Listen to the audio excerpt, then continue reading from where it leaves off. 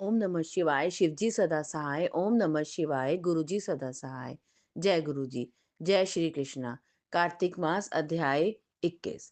श्री नारद जी ने कहा, अब ब्रह्मा आदि देवताओं ने नतमस्तक होकर भगवान शंकर की बड़ी स्तुति की और कहा, हे प्रभु, आप प्रकृति से परे पर ब्रह्म और परमेश्वर हैं। आप निर्गुण निर्विकार एवं सबके ईश्वर होकर भी नित्य अनेक प्रकार के कर्मों को करते हैं। हे शंकर जी, हम सब ब्रह्मा आदि आपके दास हैं। हे देवेश, हे शिव, आप प्रसन्न होकर हमारी रक्षा कीजिए। हे नाथ, हम आपकी प्रजा हैं, सदा आपकी शरण में रहते हैं। राजा पृथु से नारद जी कहते हैं, जब इस प्रकार ब्रह्मा आदि सब देवताओं और मुनियों ने शिव जी की अनेक स्तुति करके उनके चरण कमलों का ध्यान करके करते हुए मौन ग्रहण कर लिया, तब उसे सुनकर देवताओं को वर देकर शिव जी वहीं पर अंतर ध्यान हो गए। तत्पश्चात शिव जी का यश गाते हुए सब देवता भी प्रसन्नता पूर्वक अपने अपने स्थान को चले गए। महिषाख्यान से जलंधर का ये युद्ध चरित्र बड़ा पुण्यप्रद और सब पापों का नाश करने वाला है, सर्व सुखदायक और महेश को भी आनंददायक है। जो इन दोनों आख्यानों को पढ़ेगा और सुनेगा, वह सभी सुखों को भोग कर अंत में मोक्ष पद को प्राप्त होगा। जय श्री कृष्णा। गंगा जमुना की कथा। एक गंगा थी, एक जमुना थी। दोनों बहनें एक साहूकार के खेत में से जा रही थी। जमुना ने 12 दाने गेहूं के खेत में से तोड़ लिए। गंगा बोली कि बहन, यह तो चोरी हो गई, तुझे तो पाप लग गया। जमुना बोली कि अब यह कैसे उतरेगा।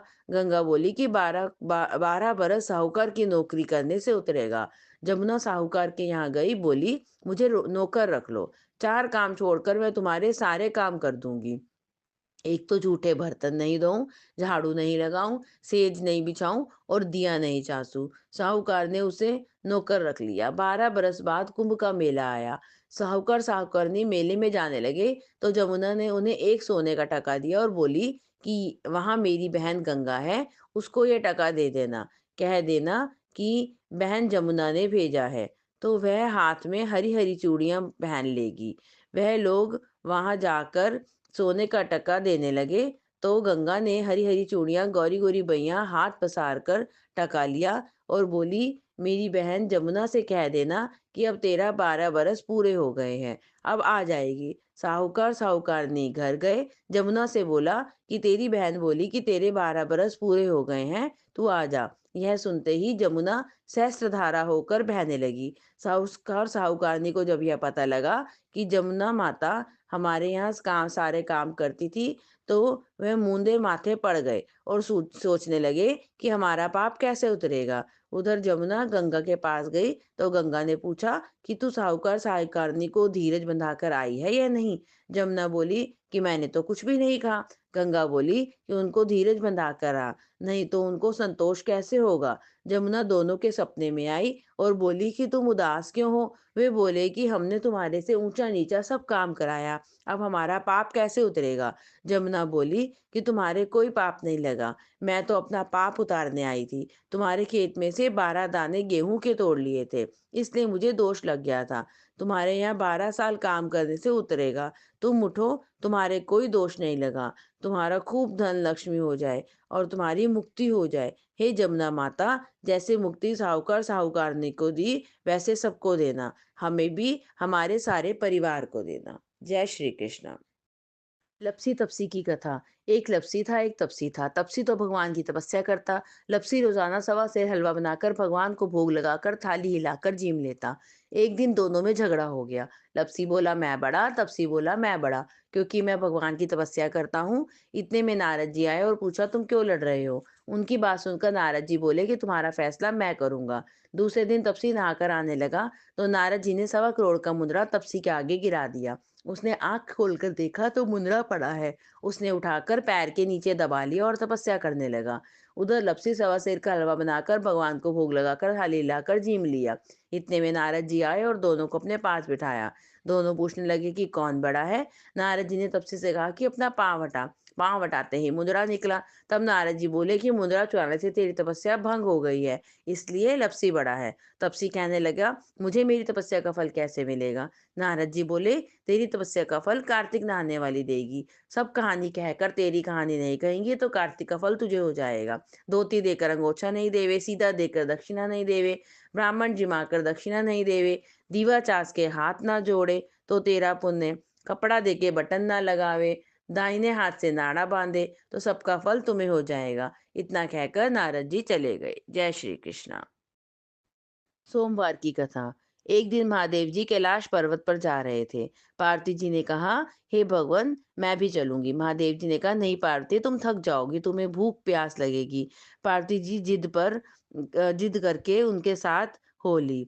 रास्ते में पार्वती जी को भूख लगी। उन्होंने महादेव जी से कहा, मुझे भूख लगी है, मैं खीर खान खाऊंगी। महादेव जी ने कहा, मैंने तो पहले ही कहा था कि मत चलो, भूख लगेगी। चलते हुए वह एक साहूकार के घर गए। साहूकारनी ने पूछा, महाराज क्या चाहिए? महादेव जी ने कहा कि हमारी पार्वती को खीर खान चाहिए। साहूकारनी बोली, खीर खान चाहिए था तो घर पर क्यों नहीं रुकी? वह आगे चल दिए। आगे चलकर एक बुढ़िया माई मिली। बुढ़िया ने कहा, आओ महाराज बैठो। महादेव जी ने कहा, हमारी पार्वती को खीर खान चाहिए। बुढ़िया लोटा लेकर चल दी। महादेव जी ने कहा, बुढ़िया कहाँ जा रही हो? बुढ़िया ने कहा, खीर खान के लिए चावल, दूध और खांड लेने जा रही हूँ। महादेव जी ने कहा, घर में देख। बुढ़िया ने देखा तो घर में दूध के टोकने भरे हैं, चावल की परात भरी है, खांड की बोरी भरी पड़ी है। बुढ़िया ने टोकना भरकर खीर बना ली और महादेव जी और पार्वती जी को जिमा दिया। बुढ़िया ने फिर कहा, अब इसका क्या करूं? मेरे तो कोई नहीं है। महादेव जी बोले, आंख बंद करो। उसने आंख बंद कर ली। आंखें खोलकर देखा तो भरा पूरा परिवार था। बुढ़िया ने फिर कहा, इन्हें कहाँ रखूं? महादेव जी ने लात मारी तो झोपड़ी महल में बदल गई। वह बुढ़िया खीर भर भर कर सबको बांटने लगी। साहूकार ने कहा, बुढ़िया तेरे पास खीर कहाँ से आई? बुढ़िया ने कहा, मेरे घर महादेव जी और पार्वती जी आए थे। साहूकार ने कहा कि मेरा धन तेरे गेले गए, मुझे कुछ भी ना रहा। अब वो भागी चली गई। मोड़ा मोड़ियो ठहरियो, बोली, मेरा धन उसको क्यों दे दिया? तब महादेव जी ने कहा कि तुमने ना की थी, इसलिए तुम्हारा धन नहीं रहा, और बुढ़िया ने हाँ कही थी, इसलिए उसे धन की प्राप्ति हो गई। इतना सुनकर साहूकारनी रोने लगी और महादेव जी के पैर पकड़कर कहने लगी, महाराज कुछ तो दो। महादेव जी बोले, तेरी घीलड़ी में घी रहेगा, तेलड़ी में तेल रहेगा, काम तेरे रुकेगा नहीं, धन तेरा जुड़ेगा नहीं। जैसे बुढ़िया ने आई, सब ने आई। कहते सुनते हुंकारा भरते का। ओम नमः शिवाय। जय श्री कृष्ण। अथ श्री तुलसा चालीसा। जय जय तुलसी भगवती सत्यवती सुखदानी, नमो नमो हरि प्रेयसी श्री वृंदा गुणखानी। जय निंदने जग पूजिता विश्व पावनी देवी, जयति पुष्प सारा सुरभि देहु अमर व अम्ब। श्री हरिशीष विराजनी देहु अमर वर अम्ब, जनहिते वृंदावनी अब जनि करु विलम्ब। धन्य धन्य श्री तुलसी माता, महिमा आगम सदा श्रुति गाता। हरि के प्राणों से तुम प्यारी, हरि हेतु कीनो तब भारी। जब प्रसन्न है दर्शन दीनो, तब कर जोरी विनय अस्किनो। हे भगवन कंत मम होहु, दीन जान जन छाड़ू छोहू। सुनी लक्ष्मी तुलसी की बानी, दीनो श्राप क्रोध पर आनी। अस अयोग्य वर मांगन हारी, हो विटप तुम जड़ तनु धारी। सुनी तुलसी श्राप्यो ते ही ठामा, करूँ बास तुहु नीचन धामा। दियो वचन हरि तब तत्काला, सुनो सुमुख जन हो बिहाला। समय पाई वह रोपति तोरा, पूजियो पास वचन सत मोरा। तब गोकुल नह गोप सुदामा, तासु भई तुलसी तू मामा। कृष्ण राम लला के माही, राधे शक्यो प्रेम लखी नाही। दियो श्राप तुलसी तत्काला, नर लोको तुम जन्मो बाला। भयो गोप वह दानव राजा, शंखचूड़ नामक शिर ताजा। तुलसी भई तासु की नारी, परम सती परम गुण रूप अगारी। अष्टदश कल्प गीत जब गयो, कल्प तृतीय जन तब भयो। वृंदा नाम भयो तुलसी को, असुर जलंधर नाम पति को। करति द्वंद अतुल बल धामा, लीना शंकर से संग्रामा। जब चित सैन्य सहित शिव हारे, मरहि न तब हरि पुकारे। पति वृंदा वृंदा थी नारी, कहू ना सके पति ही सहारी। तब जलंधरी भेष बनाई, वृंदा डिग हरि पहुँचो जाई। शिव इतलई करी कपट प्रसंगा, कियो सतीत्व धर्म ते ही भंगा। भयो जलंधर कर संहार, सुनी वृंदा उर शोक अपारा। ती क्षण दियो कपट हरि टारी, लखी वृंदा दुख गिरा उचारी। जलंधर ही जस हत्यो अवीता, सोई रावण व हरि सीता। अस्प्रस्तर सम हृदय तुम्हारा, धर्म खंड मम पति सहारा।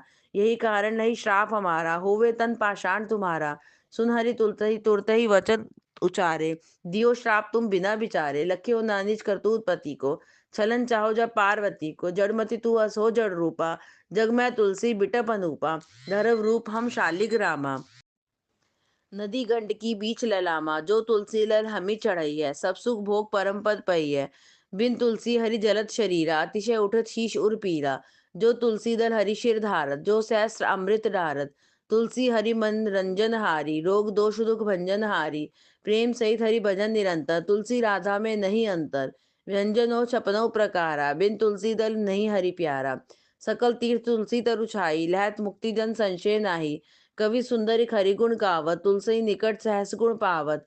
बसत निकट दुर्वासा धामा, जो प्रयाग पूर्व ललामा। पाठ करी तो नित नर नारी, होई सुखी भाषई त्रिपुरारी। आरती श्री तुलसी जी की। जय जय तुलसी माता, सब जग सुखदाता वरदाता। सब रोगों के ऊपर, सब योगों के ऊपर, सब भोगों के ऊपर, उससे रक्षा करके भव त्राता। जय जय तुलसी माता। बटुपुत्री है श्यामा, सुरवल्ली है ग्राम्या, विष्णु प्रिय जो तुमको सेवे सोनर तर जाता। जय जय तुलसी माता। हरि के शीश विराजा, त्रिभुवन से हो वंदित। पतित जनों की तारिणी तुम हो विख्याता। जय जय तुलसी माता। लेकर जन्म विजन में आई दिव्य भवन में, मानव लोग तुम्ही से सुख संपत्ति पाता। जय जय तुलसी माता। हरि को तुम अति प्यारी, श्याम वरण सुकुमारी। प्रेम अजब है श्री हरि का तुमसे नाता। जय जय तुलसी माता। आरती श्री जगदीश जी की। ओम जय जगदीश हरे, स्वामी जय जगदीश हरे। भक्त जनों के संकट क्षण में दूर करे। ओम जय जगदीश हरे। जो ध्यावे फल पावे, दुख विन से मन का। सुख संपत्ति घर आवे, कष्ट मिटे तन का। मात पिता तुम मेरे, शरण गहूँ किसकी। तुम बिन और न दूजा, आस करूं जिसकी। ओम जय जगदीश हरे।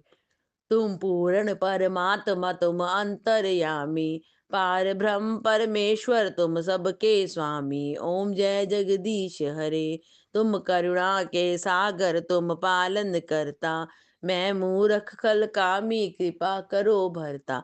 ओम जय जगदीश हरे। तुम हो एक अगोचर सबके प्राणपति। किस विध मिलूं दयामय तुमको मैं कुमति। ओम जय जगदीश हरे। दीन बंधु दुख हरता तुम ठाकुर मेरे। अपने हाथ उठाओ द्वार पड़ा तेरे। ओम जय जगदीश हरे। विषय विकार मिटाओ, पाप हरो देवा। श्रद्धा भक्ति बढ़ाओ, संतन की सेवा। ओम जय जगदीश हरे। तन मन धन सब कुछ है तेरा। तेरा तुझको अर्पण क्या लागे मेरा। ओम जय जगदीश हरे। श्याम सुंदर जी की आरती जो कोई नित गावे। कहत शिवानंद स्वामी, मन वांछित फल पावे। ओम जय जगदीश हरे।